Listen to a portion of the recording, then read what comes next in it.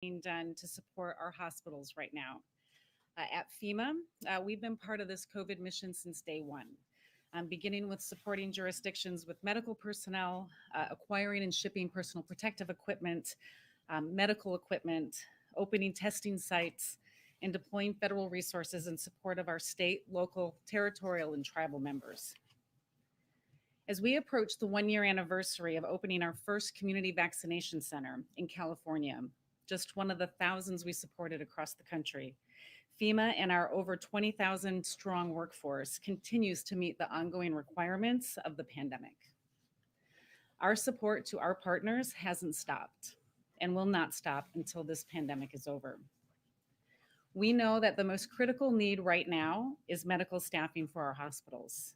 And we've been working nonstop with the Departments of Defense and Health and Human Services, who have been on the grounds in communities since day one, to push even more medical teams out the door to communities who need it most.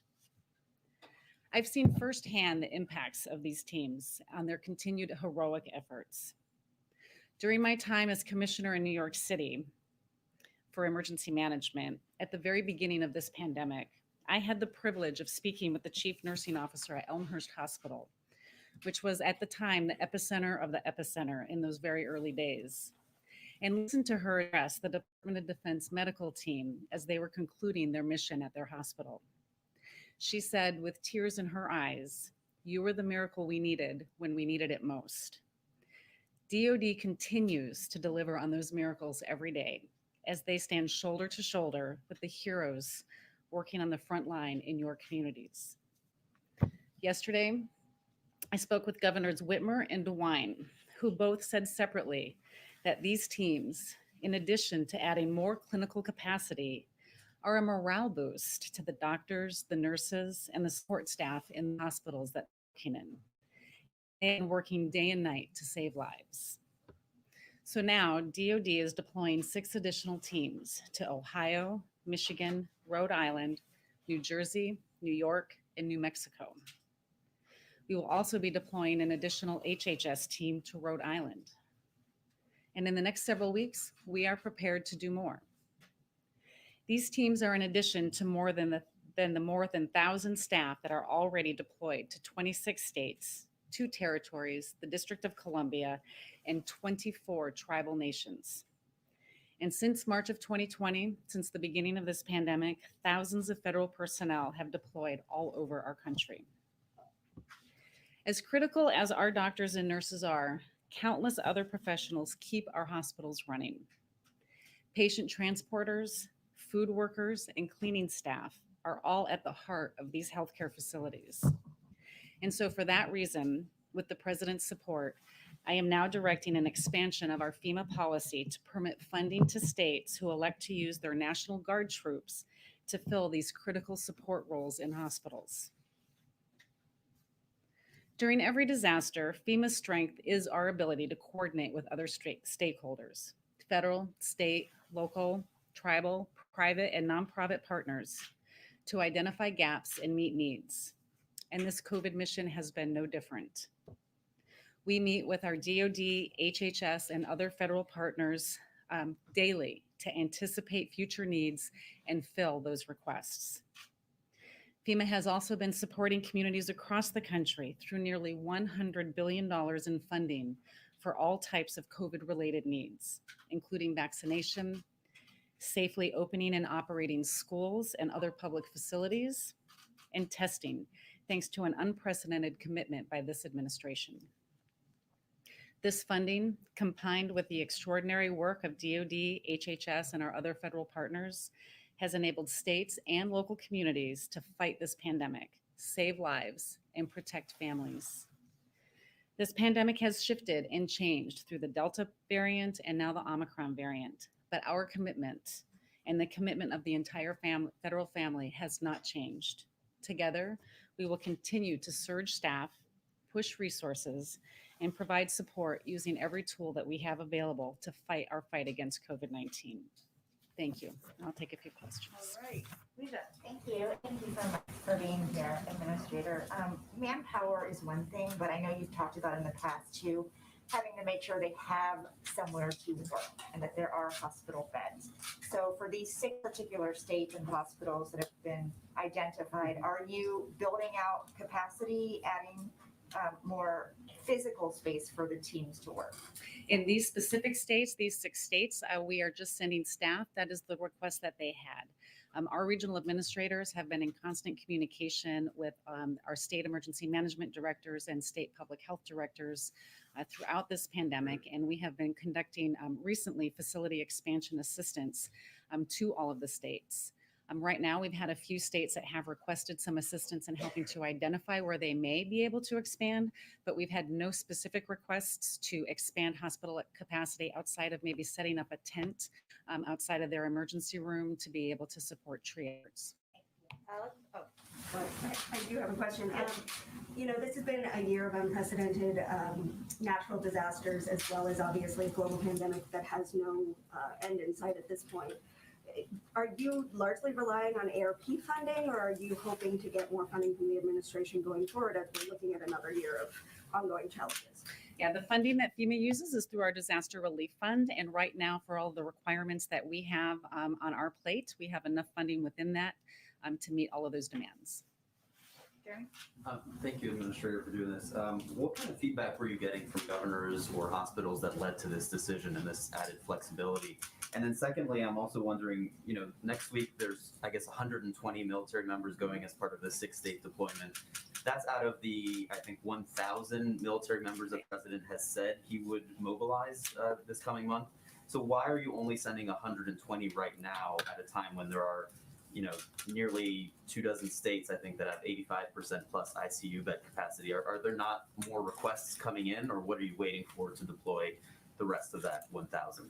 Yeah, great questions. And so on the first question, remind me the first question again real fast. The feedback that you're getting from Right. governors and hospitals. So again, my regional administrators, they've been communicating with our state directors daily. And one of the things that we have heard recently is, while we do need medical staffing, there's a lot of other functions within the hospital that need additional staffing, in particular because of the Omicron variant and how it's taking other staff within the hospital out. And so we've been able to expand our policy in order to make sure that we're providing whatever type of resources are available to keep those hospitals functioning. So an incredible step forward to make sure that they can keep moving.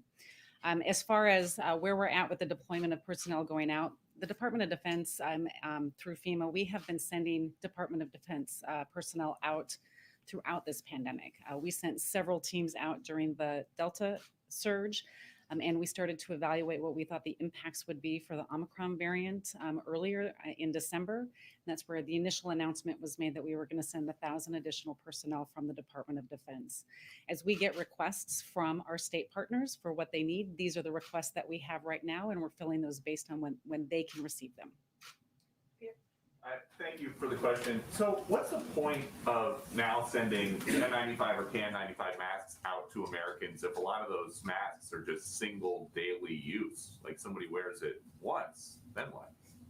Masks save lives, I think, is the important thing here. And we want to make sure that everybody has the tools and resources that they need in order to protect themselves and their families. Go in the back.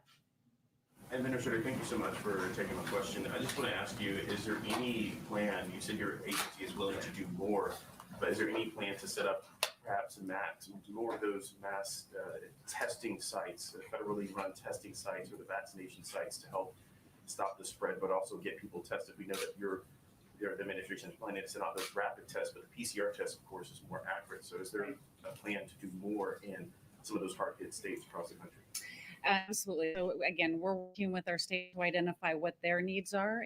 There's many parts of the country that have built up internal capacity across their states, but those areas that need that additional testing sites, we are available to set those. We've been partnering with the Centers for Disease Control, and we are setting those up now, and we'll continue to do so, as the states need them and as they request them. Brian is going to have the last one. Thanks a lot, Administrator.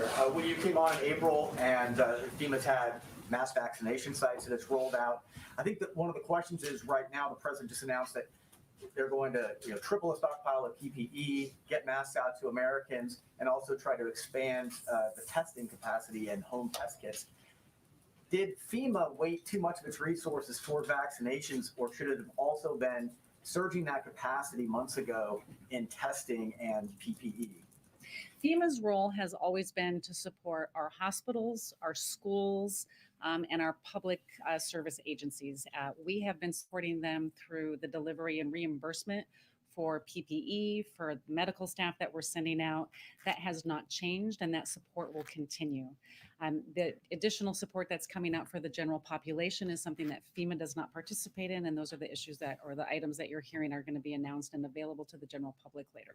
When it comes to testing sites, FEMA's rolled out public testing sites. Why not surge public testing sites 3 months ago in anticipation that there would be surges of variants? Again, we're working with our states routinely, and we're hearing what their needs are, and we're basing our support to them on what they need. And so as they request additional assistance, that's when we come together and give them the assistance that they need. Thank you, Mr. Criswell. Appreciate you coming. You're Thank you, always Jen. welcome and invited. Thank you. Thank you, everyone. Okay. I know, again, we have short time here, so I just have 2 items for you at the top. Since President Biden signed the bipartisan infrastructure law 60 days ago, the Biden-Harris administration has hit the ground running to deliver results. We've made key progress toward implementing the largest long-term investment in America's infrastructure and competitiveness in nearly a century. The Department of Transportation today announced a historic investment under the bipartisan infrastructure law to modernize, repair, and replace approximately 15,000 bridges nationwide. That's a lot of bridges. This is the single largest dedicated bridge investment since the construction of the interstate highway system and provides more than $27 billion to states and tribal transportation facilities. Obviously, there will be more to come, and you'll hear the president soon. Another little bit of news for all of you, and we'll have more in the week ahead, I expect, in the coming days. But next Wednesday, the president will hold a formal press conference at 4 p.m. in the afternoon. So we look forward to seeing you there, and the president looks forward to speaking directly to the American people. I'm going to try to go to the people who didn't get questions and then come back around if that works. So go ahead. I wanted to follow up on the cyber attack against the Ukraine. Yeah. I know the NSC said it was too soon to attribute the attack, but could you say where early indications are pointing? Well, let me first say that because I know there's been a lot of questions, understandably, on this. So let me try to address a few of them as well, if that's okay. The United States and our allies and partners are concerned about this cyber attack, and the president has been briefed. We are also in touch with the Ukrainians and have offered our support as Ukraine investigates the impact and nature and recovers from the incidents. We don't have attribution at this time, and I can't point to any more specifics.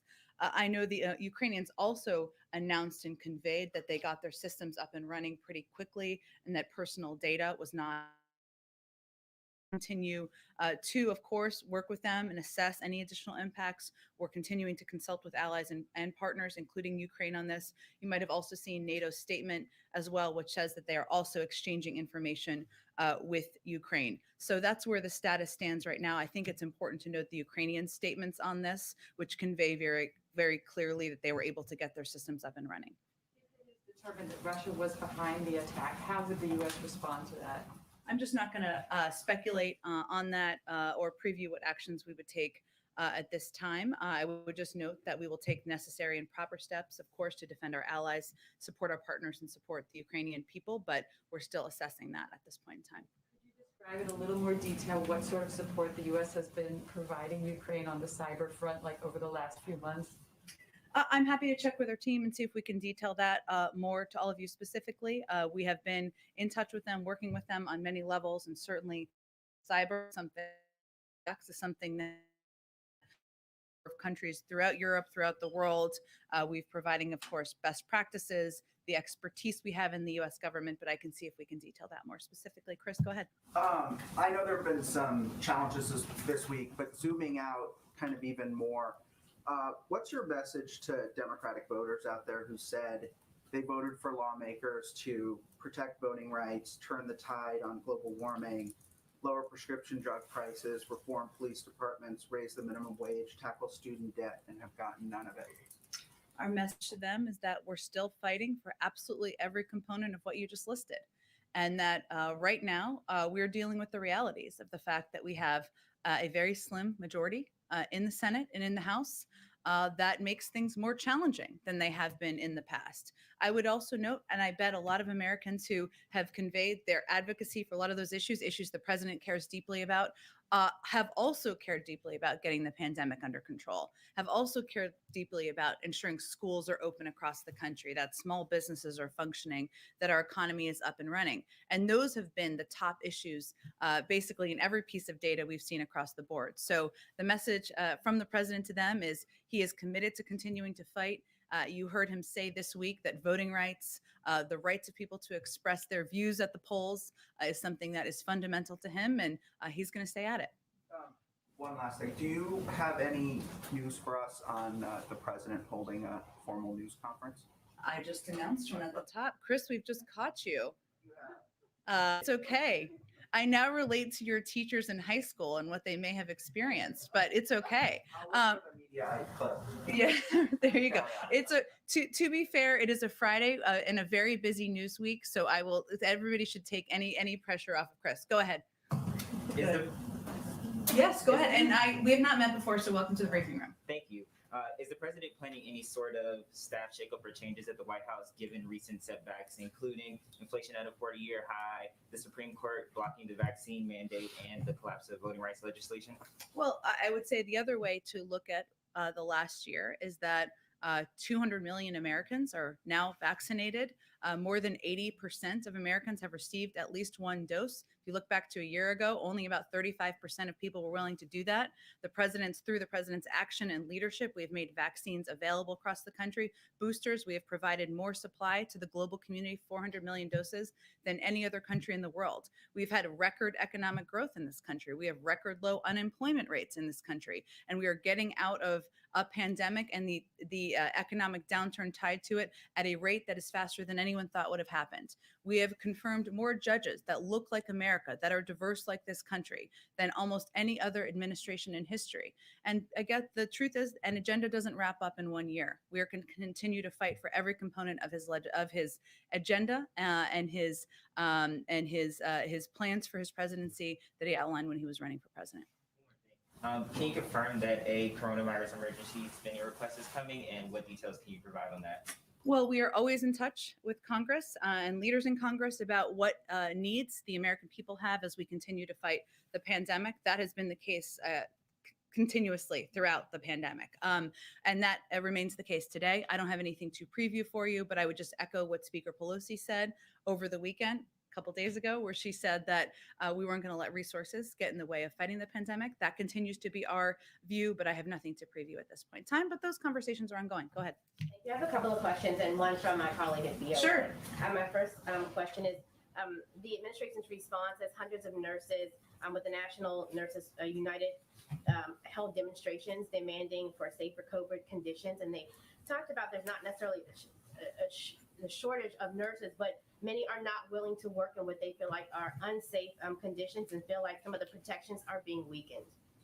Well, I would say first that we believe there should be strict and stringent requirements in medical and in hospitals and medical facilities to keep the people who are working there safe and also to keep the patients safe. And I would just note that yesterday the Supreme Court continued to is allowing for the CMS requirement to move forward, which is an important component of keeping people who are patients safe, but also keeping workers in a lot of facilities safe. A number of hospital systems across the country have implemented vaccine requirements, which we certainly support, and they've been very successful. So we've continued to encourage others to do the same. MLD coming, is there anything that we can expect to hear from the president? Any type of new strategy, any plan, and what is he going to be doing on that day? I expect we'll have more details. I certainly and making he will commemorate in our history, but I expect we'll have more details for that hopefully in the next 24 hours. Just a quick question. Confirmation on that the U.S. has information that indicates Russia has pre-positioned a group of operatives to conduct a false flag operation in eastern Ukraine, as reported by CNN. Yeah, I do have some detail on this. Let me confirm for you. So, as you all have heard us say many times, we are concerned that the Russian government is preparing for an invasion in Ukraine that may result in widespread human rights violations and war crimes should diplomacy fail to meet their objectives. As part of its plans, Russia is laying the groundwork to have the option of fabricating a pretext for invasion. And we've seen this before. We saw this before leading up to 2014, just to note, including through sabotage activities and information operations, and attack Russian forces in eastern Ukraine, and the Russian military plans to begin these activities several weeks before a military invasion, which could begin between mid-January and mid-February. Again, we saw this playbook before, including the widespread effort to push out misinformation, not just in Eastern Europe, but around the global community. We have information that indicates Russia has already pre-positioned a group of operatives to conduct a false flag operation in Eastern Ukraine. The operatives are trained in urban warfare and in using explosives to carry out acts of sabotage against Russia's own proxy forces. Our information also indicates that Russian influence actors are already starting to fabricate Ukrainian provocations in state and social media to justify a Russian intervention and sow divisions in Ukraine. For example, Russian officials and influence actors are emphasizing narratives about the deterioration of human rights in Ukraine and the increased militancy of Ukrainian leaders. This is all the spreading of misinformation.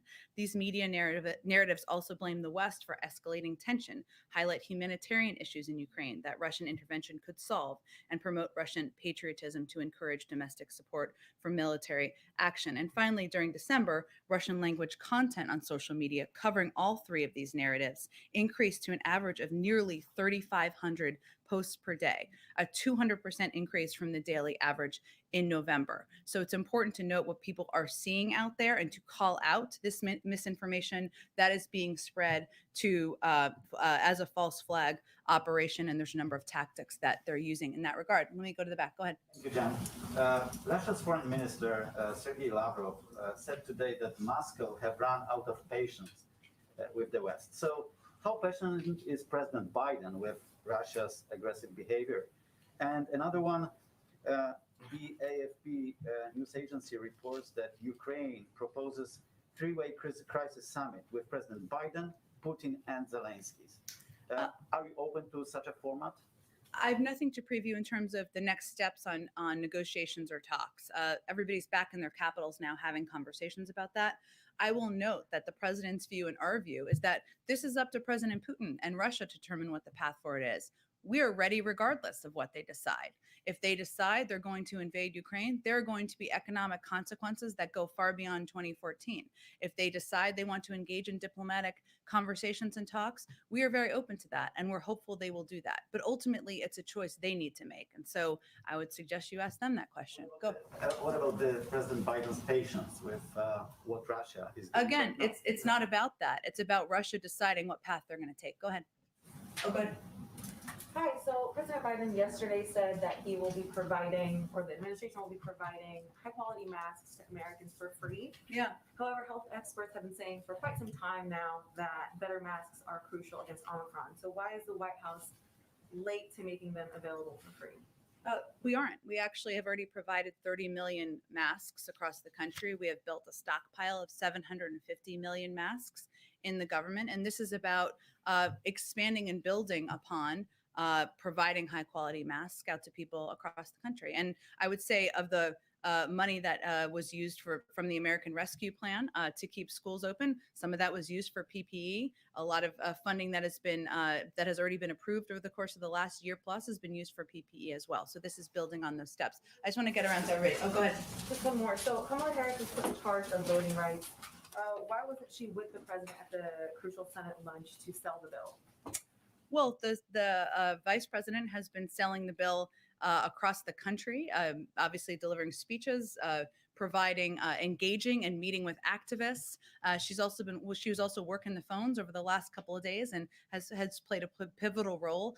No question, will continue to moving forward. Go ahead. Thanks so much, Jen. Oh, wait, actually, let me just make sure I get to everybody and then I'll come around. Go ahead. Thanks, Jen. Last March, President Biden signed an executive order encouraging federal agencies to help expand access to the ballot. Can you get an update on how federal agencies have dealt with that in the past year or so?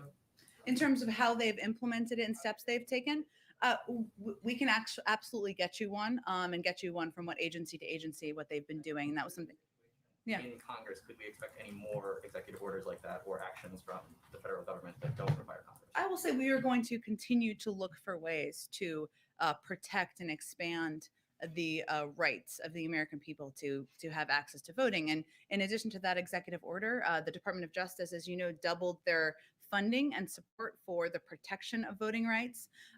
We also have been working with organizations all across the country who are building diverse coalitions to pass pro-voter laws and push back against those that make it harder to vote and threaten free and fair administration of elections, in addition to doing the critical work to register and educate voters. These organizations have built grassroots leadership at the state level, including among state legislators and across Latino, African American, AAPI, Native American communities among young people. And they're providing also training, policy research, messaging guidance, and direct organizing to register voters and deploying voter protection teams. So we are working certainly at the federal level, also at the grassroots level, and we will continue to look for ways to protect people's fundamental rights. George, go ahead. Yeah, I want to go back to the first year anniversary and ask you if there's anything that surprised you in the first year. And I'm thinking of a couple things that weren't being talked about. A year ago at inauguration, everybody was excited about vaccines. Now you have anti-vax groups. Trump was being impeached. Now he controls the opposition party. And there was no talk of inflation at the time of the A lot's happened in a year. I would say, actually, if we look back at data around the time or shortly before the inauguration, only about a third of the American public was willing to get vaccinated. And now we're over 80%. So actually, that's an area where there has been an enormous amount of progress made. There has been some surprising components, including the fact that many people who were opposed to getting vaccinated, we assumed that because it was a vaccine that was approved, one of them at least, by under a Republican president, that the FDA had given formal approval in September, and obviously given the dire impacts of the virus, that there wouldn't be as much vaccine hesitancy. But that's one of the reasons that we took a number of the steps we did over the course of the fall. I would say that, of course, you look back and there are initiatives and that the president for that have historically not been partisan. And that's a surprise, but voting rights is certainly an example of them. And as I've said a few times from here, there are 16 Republicans sitting in the Senate who have supported voting rights protections in the past. So I'm not sure if that's surprising, but that certainly is not a development in the right direction. Has he been surprised at the difficulty in bringing Republicans along to his views? Well, I think a lot of people are surprised 19 Republicans voted for the infrastructure bill and 5 or 6 voted in the Senate, and 5 or 6 voted in the House. There are again initiatives and policies that have historically had bipartisan support, like voting rights, that have become unfortunately perceived as a partisan issue. Go ahead. Back to Russia, just hours before that cyber attack on Ukraine, Ukraine's ambassador here in Washington told CBS News that her country believed a cyber attack would precede any major military action by Putin's forces. I think you touched on this when you were talking about the groundwork being laid, but just to be more clear, does the administration view cyber attacks as a signal that Russia plans to invade? I'm not going to give an assessment of that from here. I would just note it's also important that to include the context of the fact that Ukrainian officials have spoken to the impact of this specific attack. We know that cyber is a tool that many actors across the world use as a form of warfare. We have seen that only increase in recent years. But in terms of what the chain of events would be or will be, I just don't have anything more for you on that. Has the cyber attack and the false flag ops that you talked about, has that changed the assessment of how probable a military invasion would be compared to yesterday before these 2 incidents? I think it gives a pretty clear picture of what we're seeing in terms of the preparations. Now, and whether or not they move forward, that is up to the Russian leaders to decide. But the fact that they are laying out, to your point, Leisha, these false flag operations, that they are sowing the seeds of misinformation, that does give you an indication of all of the preparations that are underway. I have one question on Iran. Sure. Because Secretary Blinken was very frank yesterday in an interview, and he said there are just a few weeks left to reach mutual compliance with Iran because they are just a few weeks away from having enough material for a nuclear weapon. So can you talk about what this final push for an agreement looks like and how realistic it is, given there are only a few weeks left. I, of course, agree with Secretary Blinken. I mean, I was going to say he's absolutely right, which seems like a silly thing to say, but I would note, Weijia, that it is a critical time. This is how the president sees it as well. Though there has been some progress made in negotiations, if we don't reach an understanding soon on mutual return to compliance, we will have to consider a different path forward. And the bottom line is the president is not going to allow Iran to possess a nuclear weapon. And as Secretary Blinken noted, they have made progress. And this is no thanks to the decision by the former president to pull out of the Iran nuclear agreement, despite promises that they would agree on a stronger agreement, that Iran would not move forward. They've done exactly those things. Exactly those things they predicted would not happen have happened. That is why we're in the point we are in. But that means several weeks ago, the president asked his team to prepare a range of options. They have done that. And obviously, our preference is always diplomacy.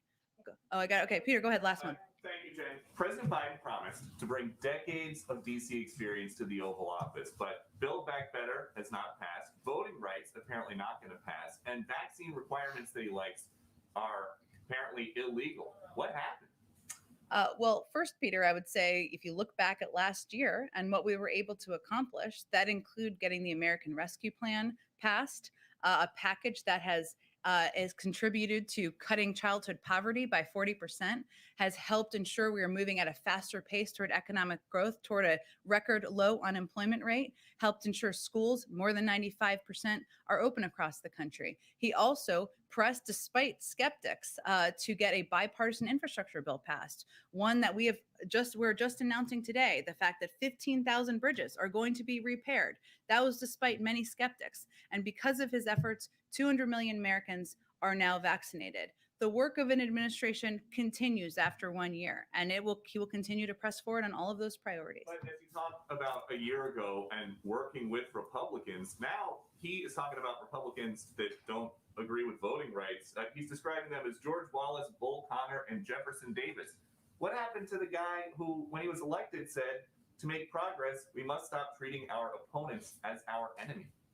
I think everybody listening to that speech who's speaking on the level, as my mother would say, would note that he was not comparing them as humans. He was comparing the choice to those figures in history and where they're going to position themselves as they determine whether they're going to support the fundamental right to vote or not. One last thing. The Bengals are playing tomorrow. I'm just giving it a shout out so that my husband will be excited at home. They haven't won a playoff game in 31 years. Okay, we've got to wrap it up. Can I get a quick, Yes, go ahead. Can I get a quick update on, now that the dust has settled, are there Yeah. any steps the administration is going to take going forward with respect to the vaccine mandate? And have you found that it was a success? And then one more update on yesterday. Are you guys still making calls this weekend on voting rights? It seems that Manchin and Sinema, even after coming to the White House, there's no hint that they're going to change their position. So, I mean, what do the next few days look like before that vote? Well, I would say that the president's view, as you heard him say yesterday, is that we're going to continue to press to get this done moving forward. And that means continuing to engage with a range of officials who are supportive, some who have questions, and some who are skeptical. He obviously met with Senator Sinema yesterday afternoon, even after she made a public speech about her opposition to the filibuster. I think that's evidence of his continued commitment to keep engaging. As it relates to the vaccine requirements and what's next, as the president said yesterday, the Supreme Court has chosen to block common sense life-saving requirements for employees. We're, of course, immensely disappointed by that decision. It's now up to the states and individual employers to put in place vaccination requirements. Here are some pieces of good news, and this is a little updated from yesterday. Businesses and other employers have already taken these steps. Nearly 40% of Fortune 100 companies have vaccine requirements. In October, prior to the OSHA rule even coming out, a quarter of workers in the country were already subject to a requirement from their employer. By January, that number had risen to nearly 60% of employers requiring or planning to require vaccines. And since the administration began implementing requirements in July, we've gotten from 90 million to 30 million Americans unvaccinated. More work to be done, no question. It was good news that the CMS requirement for healthcare workers was kept in place. That will impact 10 to 11 million. And there are a number of companies across the country that are good models. We're going to continue to echo those. Okay, I don't want you to be late. Go ahead. Just real quick, did the president move the needle at all with Senators Manchin and Sinema as it relates to voting rights and the filibuster? I will let them give an assessment of where they stand. And I understand you guys think this is a fight worth having, but are you clear-eyed at least, and are you willing to tell your supporters to be clear-eyed that these votes next week on voting rights and on changing filibuster rules are going to fail?